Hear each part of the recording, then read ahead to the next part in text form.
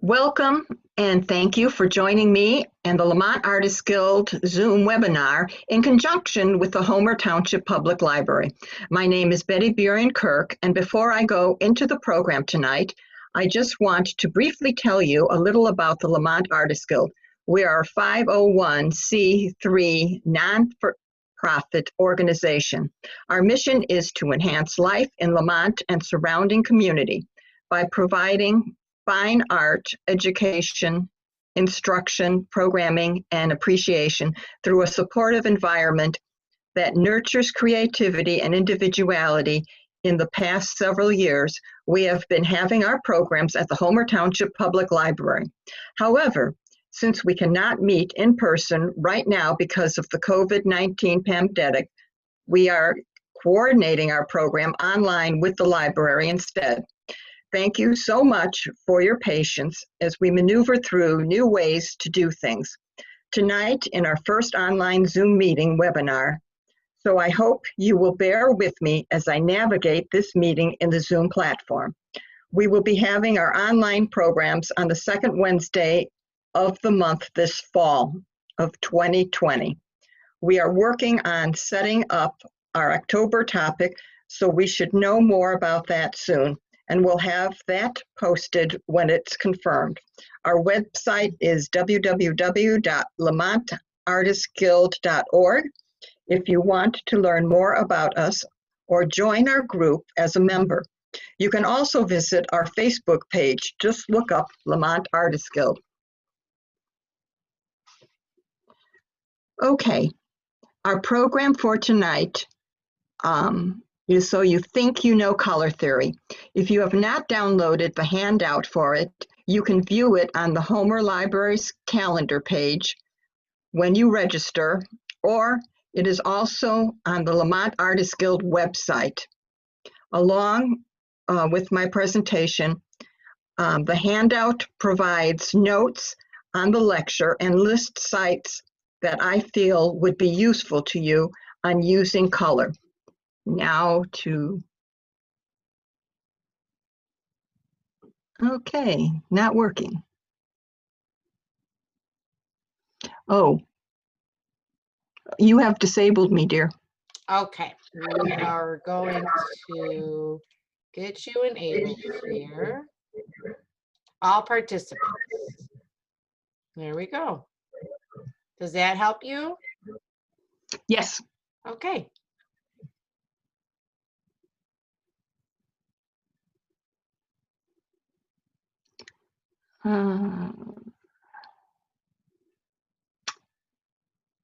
Did something wrong. Okay, let's try again.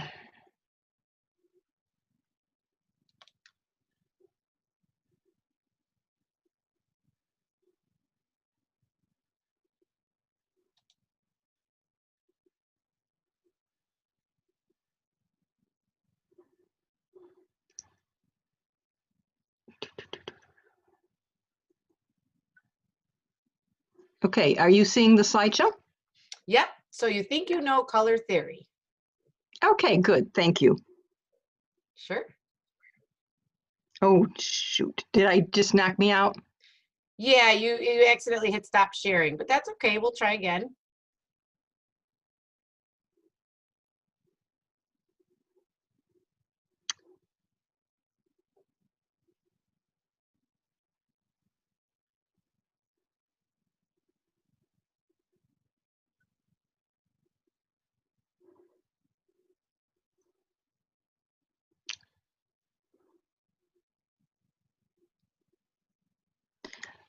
Okay, I had done a lot of color research over the years. I've taught color for 40 some years, and then when I was asked to do a program for the Duneland Weavers Guild, I started looking up stuff, and it was like, oh, do I really know color theory? And so that's what this presentation started on.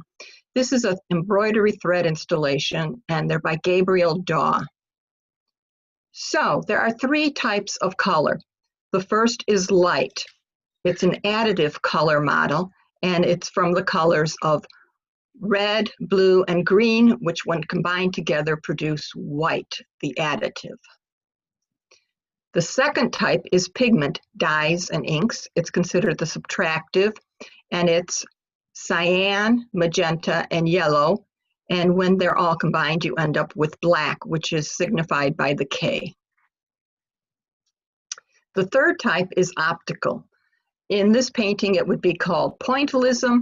Today, on all our screens, it's all pixels. This is not a mistake. This is a black screen, and this is to remind us that without light, there is no color.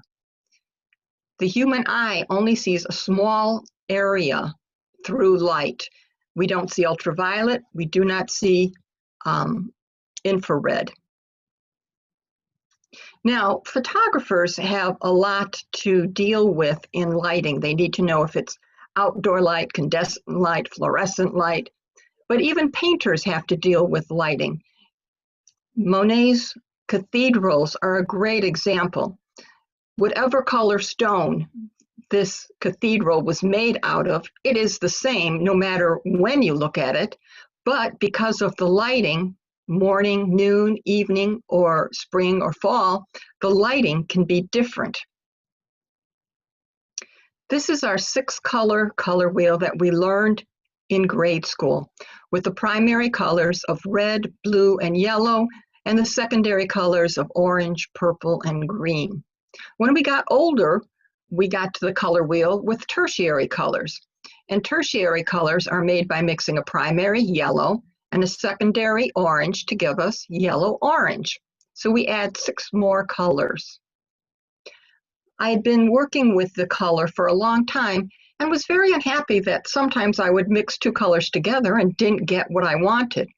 Then in 2002, Michael Wilcox produced the book, published, Blue and Yellow Don't Make Green. This is because there are undertones to colors. So you can have a warm red, yellow, and blue, and you can have a cool red, yellow, and blue. So if you have a blue that's been tinted slightly with green and you mix it with yellow, it makes a lovely green. If you have a blue tinted with violet and you mix it with red, it makes a lovely purple. Okay, I'm going to talk about the evolution of color theory, but I'm not going to deal with what most of the physicists have said about color. I'm dealing more with just artists. Newton came up with a 7-color color wheel. What he did is he put white light through a prism, which gives us what we normally call our rainbow, and then show that if you put it through a prism again, you end up with white light.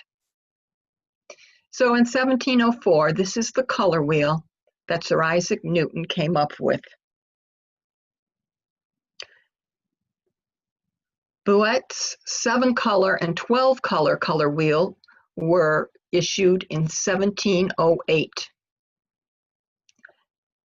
Harris's color wheel was in 1776. Harris was an English engraver and published the first known example of a color circle. Gowett's color wheel, from his 1810 theory of colors, Goethe changed Newton's wheel of 7 colors to a wheel of 6. So Johann Wolfgang Goethe introduced the idea of warm and cool colors. Philipp Otto Runge, a German painter, added tints and shades around the same time of Goethe's. So here we're starting to leave science and enter into color, or artistic color. Now, in 1839, Michael Eugene Chevreul, who was a chemist at the Gobelin Tapestries, had a 72-segment color wheel. It's on how we perceive colors. The color will give a neighboring color a tint of its complementary color. He published The Principles of Harmony and Contrast Colors, which deals with simultaneous contrast. Wilhelm von Bezold in 1874 also dealt with how colors vary depending on what is next to them. 1904 color wheel based on red, yellow, and blue as primaries, and orange, green, and violet as secondaries.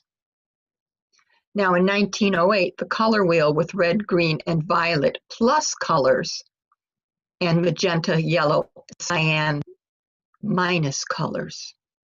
So now we're starting to combine two different primaries.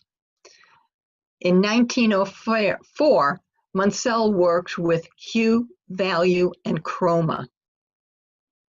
Chroma is the color, seen here on 12, is measured on how pure a color is in relationship to gray. Color saturation is simply a degree of purity. So as you would move up, you would get tints, and as you move down, you would get shades. Eiten, a German-Swiss artist, was part of the Bauhaus, and he dealt with the psychology of colors. Again, we have red, yellow, and blue primaries, and a 12-color color wheel.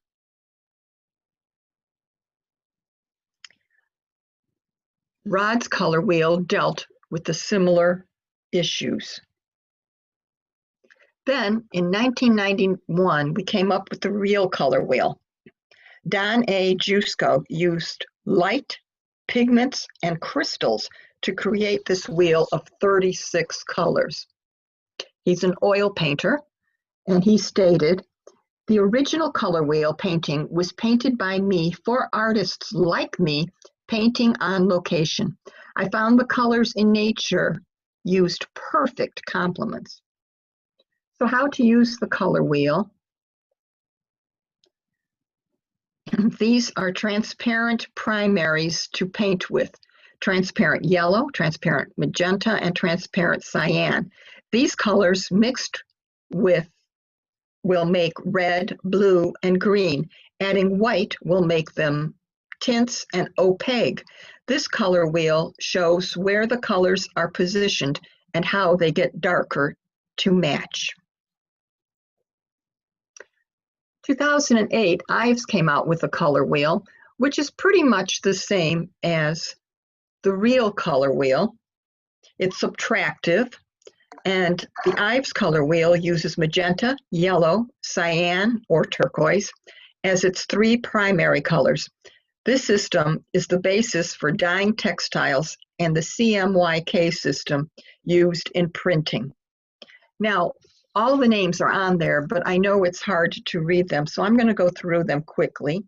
Number 1 is yellow, 2 is chartreuse, 3 is yellow-green, 4 is spring green, 5 is green, 6 is blue-green, 7 is aqua green, 8 is aqua blue, 9 is turquoise blue or cyan, 10 is cerulean blue, 11 is blue, 12 is blue violet, 13 is violet, 14 is red violet, 15 is purple, 16 is fuchsia, 17 is magenta, 18 is blue red, 19 is red, 20 is orange red, 21 is orange, 22 is yellow orange, 23 is orange yellow, and 24 is golden yellow.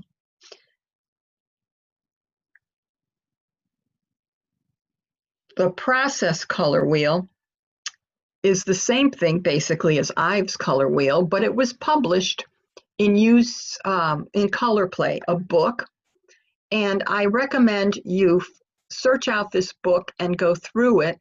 It is about dyeing for quilters, and I know most people here aren't going to do that, but the exercises that it puts you through will help you.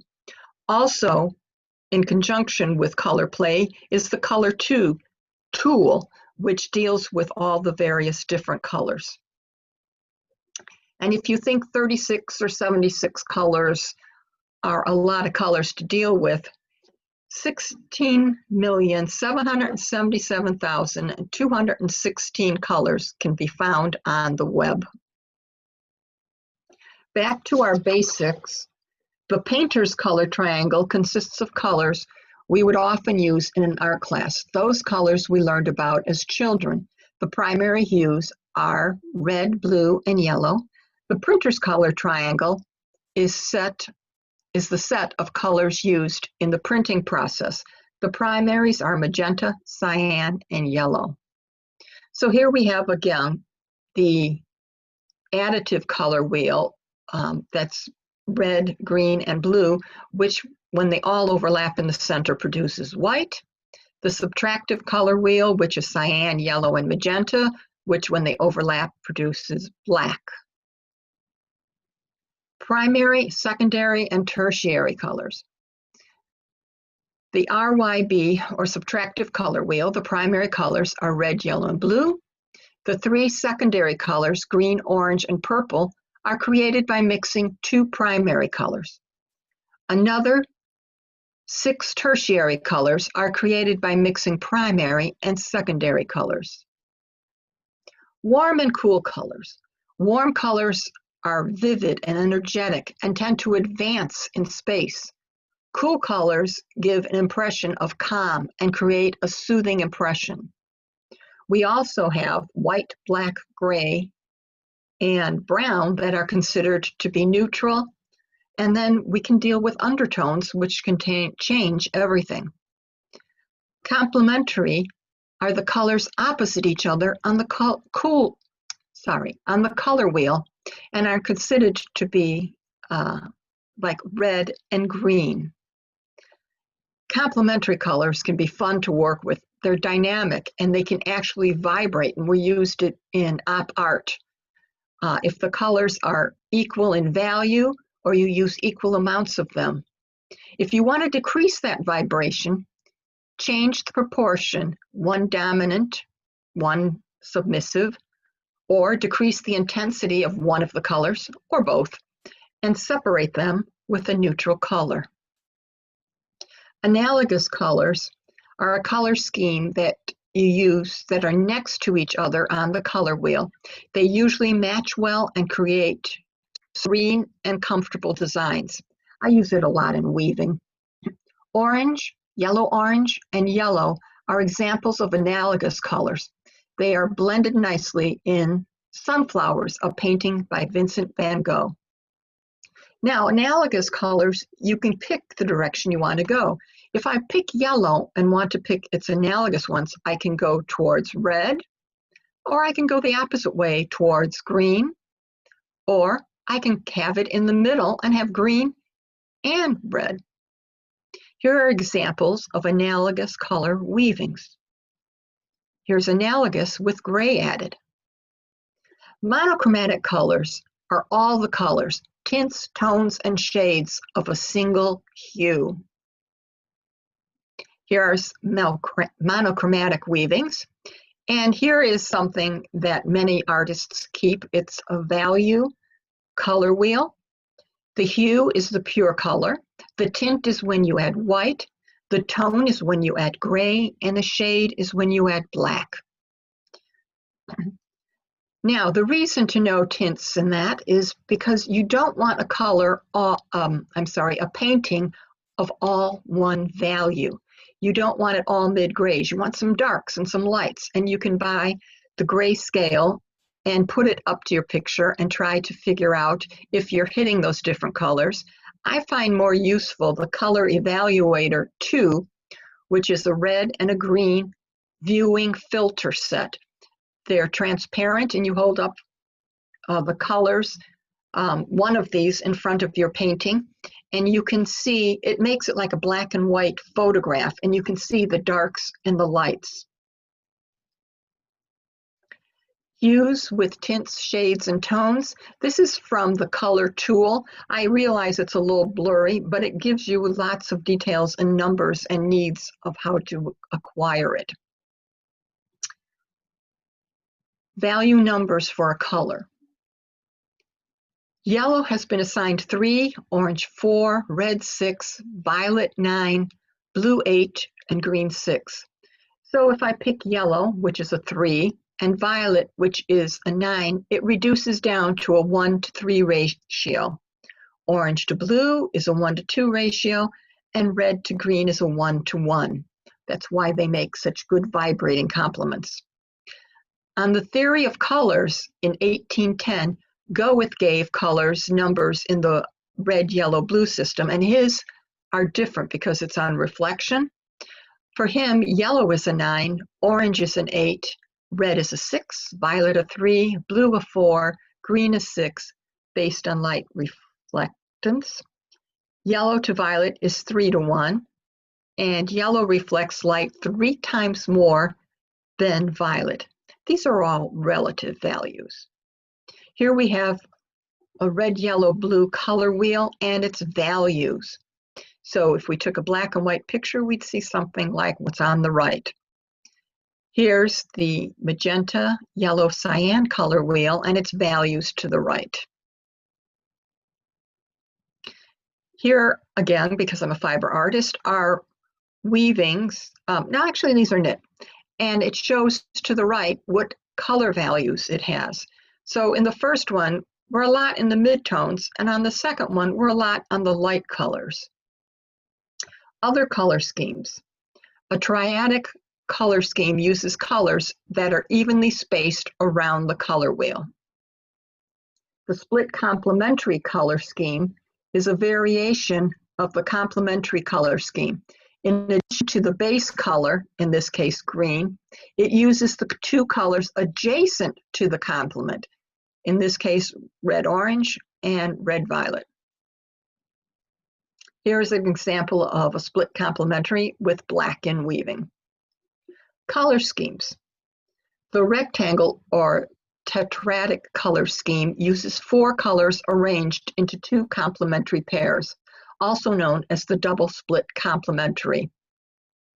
The square color scheme is similar to the rectangle one, but with all 4 colors spaced evenly around the color circle. There's also a hexad, which uses 6 colors, 6 hues equally spaced. Harmony consists of 3 sets of complementary colors. Now, we're going to move up to modern day quickly. The color palette generator is online, and it is in the notes that you can get from the Lemont Artists Guild website. And it's really cool. Let's say you take a photograph and you're having trouble getting some colors that you want to match to your photograph. Well, if you put that JPEG of your photograph into the color palette generator, it will give you all the colors that you used. This way you can match up the colors if that is what your goal is. On the other end of it, let's say you're an abstract painter and you really like a certain painting by Rubens. You can put a JPEG of that Rubens painting in, get the color palette, and then go on to your abstract painting using that color palette. Color contrasts. There's basically 4. Simultaneous contrast, contrast of saturation, contrast with neutrals, and contrast of proportions. The simultaneous contrast is where we have the same color next to 3 different colors, and we can see how that center color seems to change. Here's an example of it in weaving. We see here a color wheel with the complements at the edge, and they're woven, so it's an eye blending or optical. Neutral are white, grays, blacks, and browns. Now, color proximity to other colors. I used a woven color gamp, but you could do it just simply by mixing your paints. Now I put a line of purple, red, orange, yellow, green, and blue. And then I would have woven in, because this is a purple one, purple, and we can see 1-to-1 how the colors blend. Then I did it as a twill, and we can see a 2-to-2 ratio.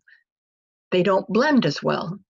Then I have a 1-to-3 and a 3-to-1 ratio, and we can see how those colors interact.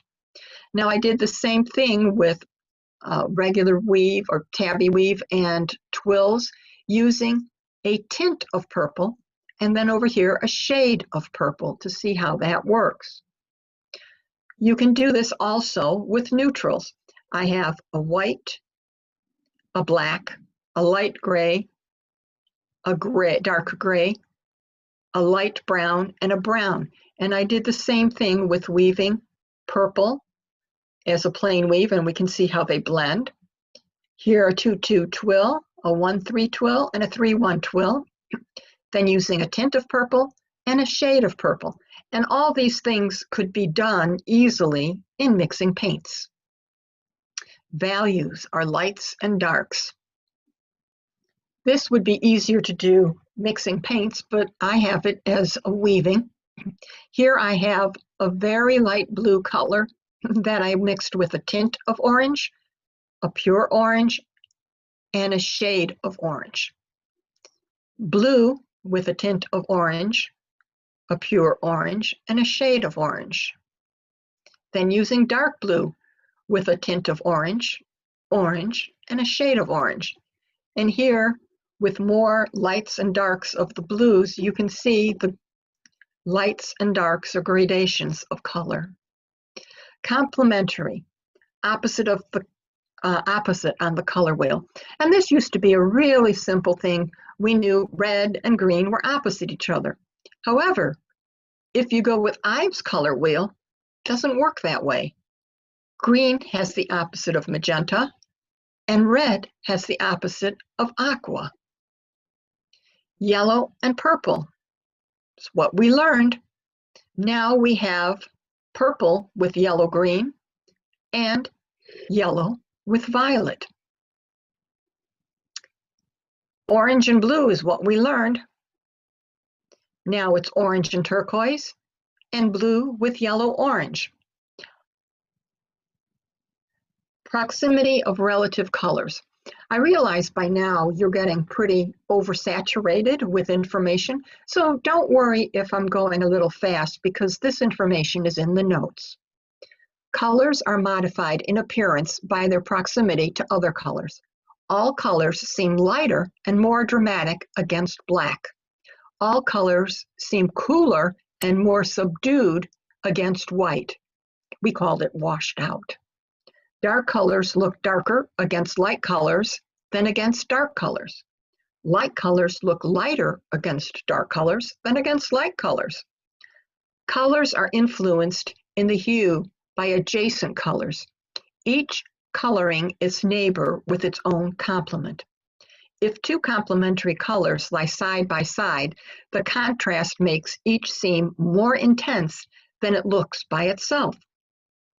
Dark hues on a dark background that is not complementary appear weaker or less intense than they do on the complementary background. Light colors on a light background that is not complementary appear weaker or less intense than they do on a complementary background. A bright color set against a dull color on the same hue further deadens the dull color. When a bright color is set against a dull color, the contrast is strongest when the latter is complementary. Light colors on light background that are not complementary can be greatly strengthened if bounded by narrow bands of black or complementary colors. Dark colors on dark background that are not complementary can be greatly strengthened if bounded by narrow bands of white or light colors. The greatest afterimage appears when a figure and background relationship have the same value and when a large background is set behind a small foreground figure. So here we can see with color relativity how purple looks in different colors, how orange looks in different colors, and how this turquoise looks in different colors. Mixing a midtone. In felt, I mixed yellow with white and got a medium or midtone. Again, easy to do with paint. Here, I did steps from orange to green, and we get all these variations. I felted yellow to red to discover that sometimes going from one end to the other doesn't work as well. The top is when I mixed equal amounts of yellow and red, whereas here is a pre-dyed orange. So it was easier to go from yellow to orange that was pre-dyed, and then the pre-dyed orange to red. Now, when you mix red, yellow, and blue, you get a brown. Cyan, yellow, and magenta mixture in equal amounts gives a lighter color than if I let cyan and magenta dominate. Then I get a darker brown. The basket weave is the top one. It's a 2-to-2. And you can see that if I want to mix colors, a 1-to-1 ratio is much better than a 2-to-2. Contrasts are important in artwork. This can be done with texture, which can be visual, or it can be physical if you're using a palette knife. You can have a contrast in value, and you can even have a contrast in sheen, especially with acrylics with all the additives that you can use as mediums. And this was presented by the Lemont Artists Guild, and this is our website where you can find the handout if you haven't done so already.